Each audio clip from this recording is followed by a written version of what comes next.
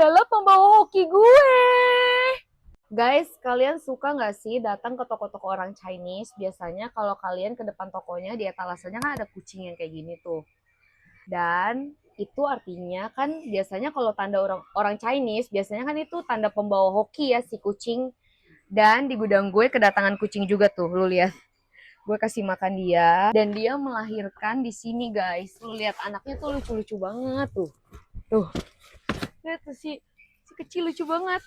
Tuh, kucingnya lucu banget. Jadi kalau misalkan di tempat kalian ada kedatangan kucing, jangan diusir, jangan ditendang, kasihan guys. Dia juga makhluk hidup, dia juga butuh hidup, dia juga butuh makan, ya kan? Lagian tuh kucing tuh bersih guys, dia berak tuh udah nggak bakal berak sembarangan, dia pasti berak butuh pasir. Jadi buat kalian kita harus sama-sama menyayangi sesama makhluk hidup ya guys. Jadi 3 kucing ini adalah pembawa hoki gue.